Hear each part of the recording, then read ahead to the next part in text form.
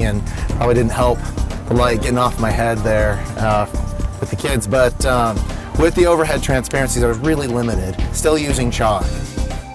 I moved over to a high school where we opened up using computers with one-to-one computing, and it was a tough transition.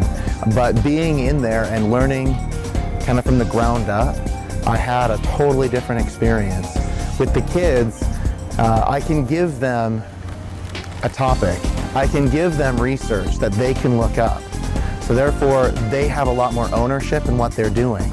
So it was a little scary at first, giving up a little bit of that control, because instead of it being me up in front telling everyone, okay, here's the information, you write it down, it was more, here's the question, and now you have to find it out and teach me. And then I'll help guide you through that. So I became more of a guide. Collaboration was really big, because using, there's tons of collaborative tools that are available for free online, and that way I could have different students work on different parts, and they all get each other's projects in real time. I would always tell the kids that one of the most powerful forces in the universe is that when one kid has the project, they will be sick, or their grandma will be in the hospital, or anything. Something's going to happen to keep that kid from coming to school the next day, and your project's gone. But with cloud-based learning, everyone has it. There's no excuses. I have a big sign in my room that says excuse limit 0. And because of technology, that becomes a reality.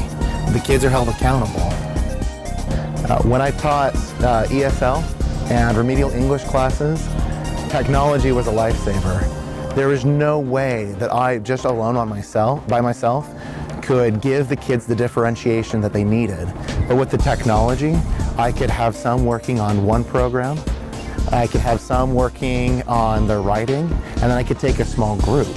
And then many of the programs differentiate within themselves, so the kids can learn at their own pace. And I get a full report showing everything they've done, everything they've mastered, and what it is that I need to reteach. That data taught me everything that I needed. And without that, there is no way that I could get these kids to pass the high-stakes testing they had at the end of the year. With the AP class that I taught, because of the technology, the kids could become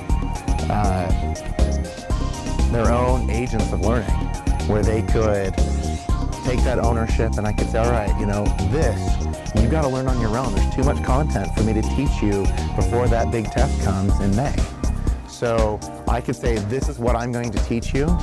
This is what you're going to learn on your own, but here are any number of tools that you can have, so that way you can take that learning and then you can self-assess yourself. Something they're not really able to do with just a book.